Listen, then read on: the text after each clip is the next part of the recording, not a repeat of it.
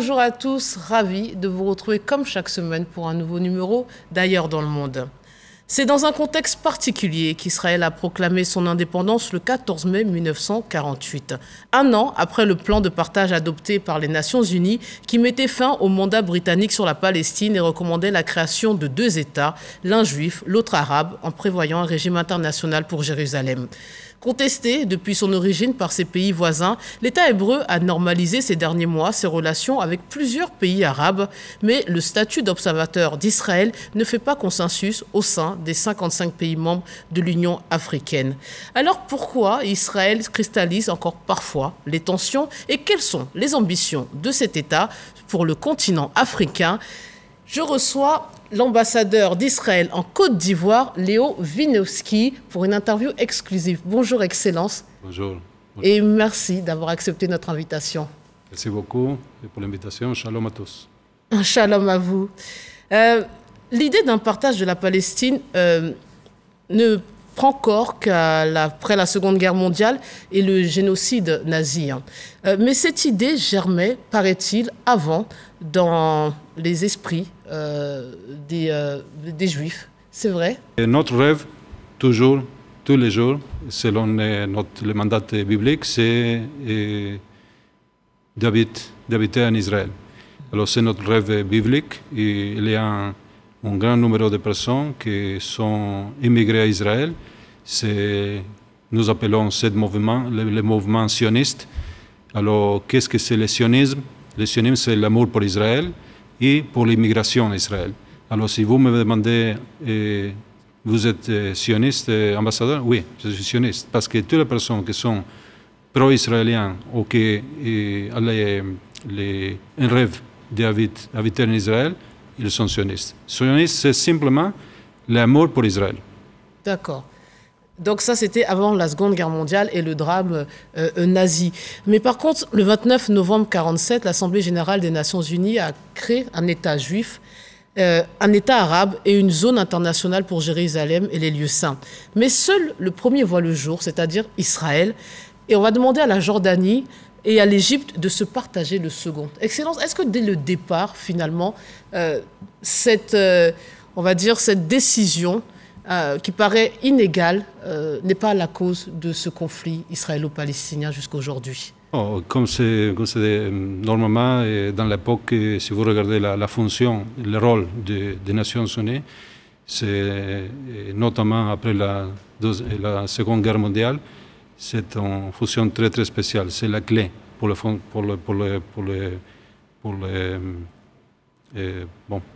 convivence, oui, entre tous les pays. Alors nous respectons cette décision, la résolution des Nations Unies, et malheureusement, les autres parties, oui, en cette discussion, ont rejeté cette résolution. Mais oui, je crois que si les deux côtés, les deux parties, depuis la résolution, accepté la résolution des Nations Unies, probablement aujourd'hui, nous pouvons parler de convivence en paix, oui, de convivence avec le respect réciproque. Malheureusement, ce n'est pas la situation aujourd'hui, et c'est une situation qui nous accompagne depuis 1948. Mais je voudrais dire que même si aujourd'hui l'État d'Israël a le 74e anniversaire, mais les Israéliens, les Juifs combattent le terrorisme, je crois, depuis 1915-1920. Oui. À propos de votre question sur les communautés juives dans la terre d'Israël avant la création de l'État d'Israël. Mais encore une fois, le fait qu'on n'ait pas créé tout de suite un État arabe, ça a été un tort. Oui, c'était le plan. Le plan était qu'il y a deux États, l'État arabe palestinien et l'État juif israélien. Mais il n'y a que l'État juif aujourd'hui qui existe. Oui, seulement l'État juif qui existe. C'est la responsabilité que notre leader, David Ben Gurion, a acceptée après la discussion, la résolution des Nations Unies. Malheureusement, comme je dis, le leadership arabe a rejeté cette partition, ce partage, cette résolution. Et tout le reste, c'est histoire. Oui. Mais cette histoire qui nous accompagne, malheureusement, jusqu'à aujourd'hui, beaucoup de douleur nous pouvons éviter beaucoup de douleurs des deux côtés de la vie en la Terre Sainte. Après avoir normalisé vos relations diplomatiques avec les Émirats arabes unis et le Bahreïn en 2020 et avec le Maroc en 2021, Israël a accueilli cette année les ministres des Affaires étrangères de tous ces pays. Déjà, qui a l'initiative? Qui a décidé de se rapprocher? Ce sont les pays arabes ou c'est vous qui êtes partis les voir? Bon, en fait, l'année 2020-2021, c'est la culmination de ce processus de dialogue, de paix, qui a débuté probablement dans les années 1995-96. Oui, ce n'est pas automatique. C'est un processus. Donc ça faisait déjà plus de 10 ans que vous essayez de discuter. Exactement. Et ce n'est pas par hasard. C'est même à propos des Jeux nationaux d'Israël aujourd'hui, c'est même dans notre déclaration d'indépendance, dans l'époque 1948. Notre rêve, c'est la paix. Oui. Avec qui? Avec les pays arabes de la région. Et ce rêve s'est réalisé, s'est concrétisé, comme vous venez de mentionner, dans l'époque de 2020-2021, avec les Émirats, Bahreïn, le Maroc, et je crois que prochainement avec d'autres pays du monde arabe. Bon, vous pouvez nous le dire? Ça a l'air compliqué avec l'Arabie Saoudite. Je recommanderais... Bon, c'est la magie de la diplomatie, je crois. Nous sommes ici pour faire la paix. Oui. Nous sommes ici pour faire le développement. Nous sommes ici pour le travail. C'est mon travail, jour, chaque jour. Vous espérez ici. Oui, j'espère. Que d'autres pays arabes vont vous reconnaître déjà, reconnaître le pays et reconnaître vos droits. Oui, la réalité ici, la réalité dans le Moyen-Orient, la réalité dans le monde arabe, c'est la même réalité. Qu'est-ce que nous voulons? Nous voulons vivre en paix, vivre avec un bon travail, avec une bonne éducation. C'est possible. Et pourquoi je sais que c'est possible? Parce que nous assignons aussi l'accord de la paix avec l'Égypte, avec la Jordanie, le royaume de Jordan, avec Bahreïn, avec les Émirats, avec le Maroc. Oui. C'est la magie de la paix. C'est la magie des rêves de la paix. C'est un rêve que ce n'est pas seulement un rêve israélien. Je crois que c'est un rêve arabe aussi. C'est un rêve palestinien aussi. C'est un rêve de la Côte d'Ivoire aussi. Ce n'est pas meramente un mot, comme le président Houphouët-Boigny a dit. Oui, la paix, ce n'est pas un mot. Oui. C'est vraiment un comportement. Et oui.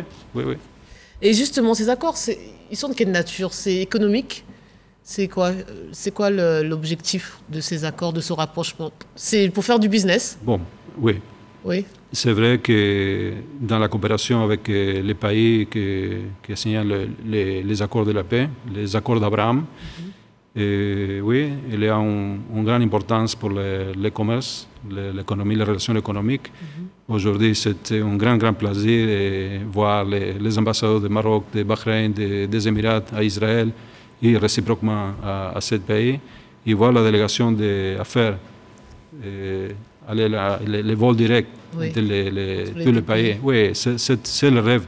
C'est le rêve pour nous, comme diplomates, comme citoyens de l'État d'Israël. C'est un rêve de voir les ministres des Affaires étrangères tous ensemble dans le sud du pays la dernière semaine, avec le secrétaire d'État des Affaires étrangères des États-Unis aussi. Et en fait, chaque fois que nous assignons un accord de la paix avec les États arabes, même si c'est l'Égypte, la Jordanie, même si c'est Bahreïn, Émirats et Maroc, c'est les États-Unis. Qui sont toujours derrière. Ils sont toujours derrière pour la paix, pour le développement. C'est les États-Unis, Israël et le monde arabe. D'accord. Mais justement, ce qui est étonnant avec les pays arabes, c'est que, au fond, le plus grand drame que le peuple juif a vécu, ça s'est fait en Europe, en Occident, par des pays qu'on appelle judéo-chrétiens, donc de confession, on va dire, chrétien-catholique. Mais aujourd'hui, à chaque fois qu'on nous parle d'Israël, on nous parle du conflit avec le monde musulman, avec les pays arabes. Comment on a pu transférer ce problème qui, à la base, se trouve de l'autre côté de la Méditerranée, on en a fait un problème arabe et musulman? Je crois que ce n'est pas un conflit avec les musulmans, avec la foi de l'islam. Moi-même, j'ai beaucoup des amis musulmans ici en Côte d'Ivoire, Togo, Bénin, Burkina Faso. C'est un geste très bel d'envoyer le message pour Ramadan. Si vous regardez dans les rues d'Abidjan, les salutations de Ramadan de côté de notre ambassade, Et alors je crois que le problème, c'est le problème, et ce n'est pas seulement un problème pour Israël, c'est le problème du terrorisme radical. Et les extrémistes sont une menace pour tout le monde entier, même pour cette région, même pour Israël. Et alors je crois que ce n'est pas, il ne s'agit pas d'un conflit avec l'islam, not at all. Et je crois que le futur de relations avec le monde islamique, le monde musulman, est très, très prometteur, oui, et très belle, je crois. Et le résultat de cette fois, c'est la création des accords de paix, les accords Abraham.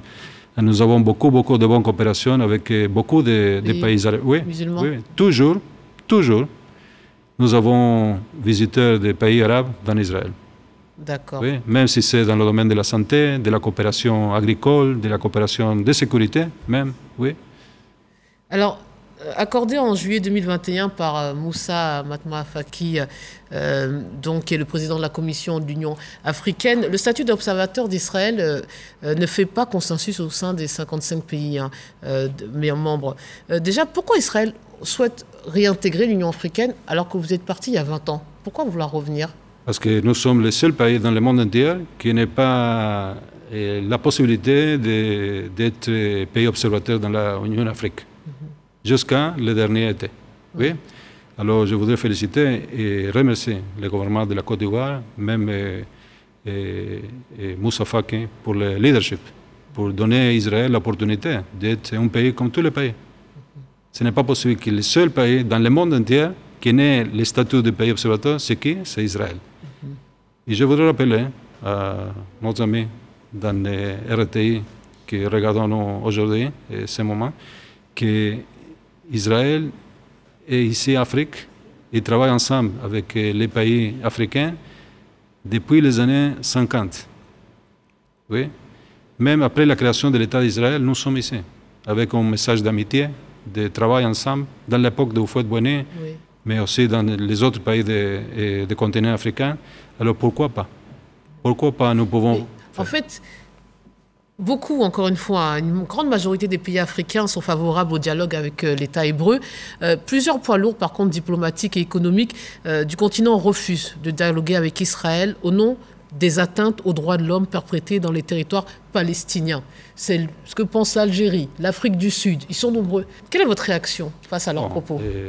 D'abord, je voudrais demander si vous savez quelle est la situation des droits de l'homme en ce pays que vous avez mentionné. Vous savez la Palestine? Non, de l'Algérie, d'autres pays. Ah, les droits de l'homme en Algérie, en Afrique du Sud. Pas. Les conflits avec les Palestiniens, c'est notre conflit. Oui. Oui, que j'espère que nous pouvons résolver, trouver la solution directement, négociation directe avec les Palestiniens, avec l'appui des États-Unis, avec les appuis d'autres pays amis, c'est vrai, ok. Mais ce n'est pas possible, c'est aussi un peu d'antisémitisme. Vous trouvez? Vous pensez que les Algériens et les Sud-Africains sont antisémites? Je ne parle d'un pays spécifique, oui, mais tous les pays qui sont rejetés l'acceptance d'Israël comme pays observateur à la Côte d'Ivoire, à l'Union africaine, et je crois que c'est un pays qui, bien sûr, devait... Vous pensez qu'il y a du racisme, il y a de l'antisémitisme? Oui, alors... Eux vous disent qu'ils défendent les Palestiniens. D'autre façon, comment est-ce que s'explique que les seuls pays dans le monde entier, oui, nous sommes même de l'OECD, nous sommes même des Nations Unies, nous sommes même, à propos des Nations Unies, j'ai un profond respect pour les Nations Unies et pour toutes les agences des Nations Unies, parce que, comme j'ai mentionné, la création de l'État d'Israël est le résultat de l'acceptation de la résolution de partage des Nations Unies. Alors, mon salutation aujourd'hui, en 7 jours spécialement, notamment en 7 jours, à tout le même de la représentation des Nations Unies ici en Côte d'Ivoire. Mais je voudrais dire que, comme c'est possible que le seul pays du monde entier qui n'ait pas le statut de pays observateur, c'est Israël. Oui. Un des facteurs forts d'Israël en matière de performance agricole est le recours au mécanisme d'irrigation goutte à goutte. Vous êtes très réputé pour ça. Qu'est-ce que c'est exactement, déjà? Bon, comme nous-mêmes, comme la personne, les plantes, les arbres, ils ont besoin de l'eau, mais de façon programmée. Oui, mais vous, si vous avez soif, oui, tu nous vois 4 litres automatiquement, oui, pas à pas. Alors, la même quand il s'agit de la plante des arbres. Alors, l'irrigation goutte à goutte, c'est la conséquence de la création d'un système parce que nous avons besoin de l'eau dans l'Israël. Alors, dans le début des années 60, les ingénieurs d'une entreprise israélienne pensaient comment est-ce qu'on pouvait trouver la solution à la désertification. Oui. Alors, nous avons un système d'irrigation goutte à goutte qui permet de faire agriculture de précision avec la quantité indiquée de l'eau. Oui. Donc, il n'y a pas de, c'est pas gâché, quoi. On utilise vraiment avec une laverine de, oui, c'est précis. C'est précis, oui, oui. C'est vrai qu'il y a beaucoup de verdure, on est dans le désert. Exactement. Et vous avez quand même beaucoup de verdure. C'est la technologie appliquée à l'agriculture. Nous appelons l'agriculture de précision. Alors, nous sommes le leader mondial dans le domaine de l'irrigation goutte à goutte. Je suis très, très heureux d'avoir les représentants de la FAO ici en Côte d'Ivoire en visite guidée à notre plantation expérimentale à Yamoussoukro, à l'Institut Polytechnique de Yamoussoukro. Alors oui, nous sommes très, très, très heureux de ce système. C'est un système reconnu dans le monde entier. Et c'est un système que nous avons la possibilité, l'opportunité maintenant, la semaine prochaine, de présenter dans le cadre du COP15. Oui. Alors oui, nous sommes très heureux. Alors, mais justement, c'est vrai que beaucoup d'entrepreneurs agricoles africains se félicitent de votre technique. Mais quand je les ai interrogés, ils m'ont dit qu'ils avaient un regret. C'est que finalement, tous les équipements pour mettre en place la pratique du goutte à goutte sont importés d'Israël. Et ils se demandent pourquoi il n'y aurait pas une création d'unités de production dans les pays africains. Fantastique. Je crois, je suis d'accord avec vous que oui, c'est une opportunité pour tout le monde. C'est un gagnant-gagnant. C'est gagnant-gagnant, c'est envisageable. Exactement. On peut attendre. Oui, et nous parlons de cette possibilité. Et nous serons très, très, très heureux d'implémenter, de parler de cette possibilité avec le ministre de l'Agriculture. La Côte d'Ivoire pourrait bénéficier peut-être du premier... Ah oui, bien sûr. Oui, bien sûr. Bien sûr. D'abord, c'est donner l'opportunité d'emploi à les jeunes. Mais aussi, c'est un système qui permet de penser l'agriculture et pas comme un domaine traditionnel, mais comme un domaine du futur. Oui. Oui, nous parlons de l'ingénierie, de la technologie appliquée à l'agriculture. C'est très, très intéressant. C'est pourquoi, dernièrement, dans le mois de mars, nous avons la visite de 7 fonctionnaires du ministère de l'Agriculture de Togo, Bénin et Côte d'Ivoire. Ils vont aller et visitons Israël pour étudier les modèles agricoles israéliens. Je suis très heureux de ça. Et pourquoi pas, un jour, prochainement, nous avons la possibilité aussi d'installer une fabrique ici d'irrigation goutte à goutte. Ce serait une bonne nouvelle pour nos agriculteurs ivoiriens. Justement, parlant de technologie, là aussi, il y a un domaine où vous êtes réputé, c'est le domaine militaire. Salle, voilà, pour la logistique, la technologie. On pourrait se demander pourquoi Israël n'intervient pas pour aider les pays africains dans la lutte contre le terrorisme, sur le renseignement ou sur autre chose, puisque vous êtes réputé pour avoir du matériel de très, très grande qualité. En fait, la lutte contre le terrorisme, c'est une préoccupation universelle aujourd'hui. Et nous partageons avec beaucoup de pays africains notre expérience dans le domaine de la lutte contre le terrorisme. Malheureusement, nous avons beaucoup d'histoires et d'expériences avec la lutte contre le terrorisme. Alors, je crois que la même préoccupation que nous avons ici, dans la région du Sahel, c'est la même préoccupation que nous avons là, dans notre région du Moyen-Orient. Et si vous regardez tous les groupes terroristes qui sont une très menace pour la vie normale dans notre région, c'est more or less les mêmes problèmes, les mêmes préoccupations que vous avez ici. Probablement les groupes sont différents, mais l'idéologie derrière, c'est la même. Alors, Et je suis d'accord avec le leadership aussi de Côte d'Ivoire que le terrorisme, c'est qui arrête le développement. Le terrorisme, c'est lui qui arrête la prospérité. C'est même lui qui arrête la paix. Alors, paix, prospérité, développement, c'est trois mots qui sont très, très importants pour la vie en général de tous les habitants, de tous les habitants du monde entier. Oui. Mais donc, on peut s'attendre à ce que vous interveniez au Sahel?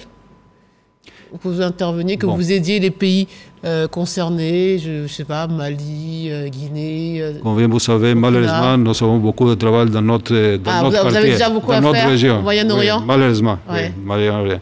Mais comme je dis, nous sommes contents de partager tout que toute notre expérience avec le leadership de différents pays africains.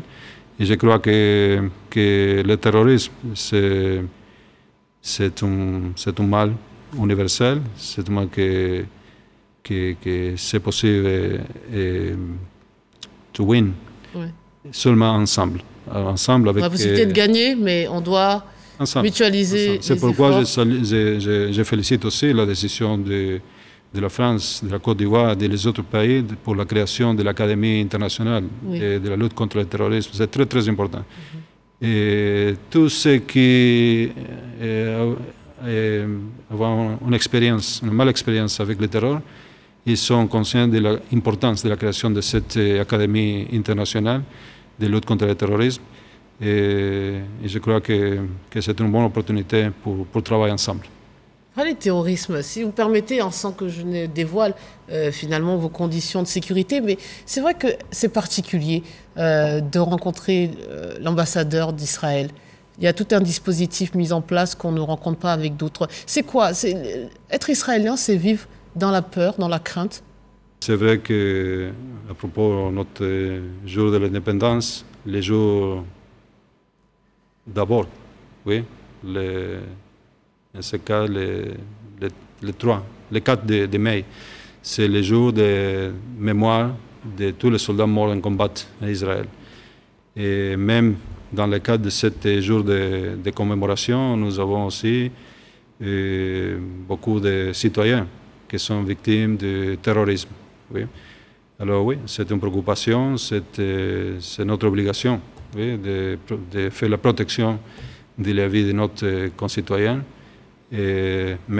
Parce que même en France, c'est vrai que les écoles, les établissements avec des juifs, il y a des policiers devant tout le temps. On sait qu'il y a eu des drames, mais c'est ça en fait. On a toujours peur quand on est israélien. C'est important de rappeler les différents attentats terroristes qui sont réalisés dans le monde entier à travers de toutes les années, toutes les époques. Et oui, même le 17 de mars, nous avons l'autre anniversaire de l'attentat terroriste à l'ambassade d'Israël à Buenos Aires, Argentine. Alors oui, c'est notre réalité, c'est notre préoccupation, c'est notre façon de travailler pour la protection de notre peuple. Mais c'est difficile. Une fois que vous passez le contrôle, c'est normal. Oui, nous sommes amis, nous sommes très bons amis. Oui, bien sûr. Mais c'est difficile à vivre. Ou on s'habitue. Ouais. On s'habitue. En fait, malheureusement, c'est la façon de vivre d'Israël même. Et c'est la conséquence, comme je dis, de la lutte contre le terrorisme. La lutte contre le terrorisme, c'est une lutte tous les jours, 24/7, malheureusement. Mais comme diplomate, comme citoyen israélien, je voudrais dire que j'espère. Mon rêve, c'est un jour que tous les peuples de la région, tous les peuples de toute la religion sont capables d'être aussi ensemble. Oui, vivre en paix. Comme nous. Et parler, et se comprendre mutuellement. Oui, c'est possible. Et c'est possible, je crois, dès que tu connais plus en plus les autres. Je crois que c'est donner-nous la possibilité.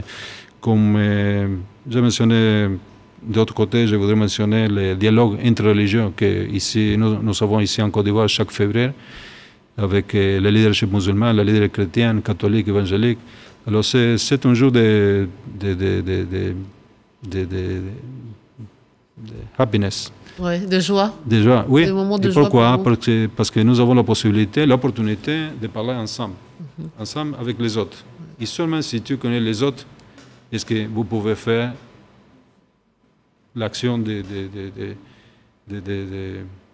comprehension. Oui. On va se comprendre mutuellement. Exactement, chacun. Ouais. Donc c'est un message de paix que vous voulez annoncer. Message de paix. Vous êtes pour un deuxième État palestinien?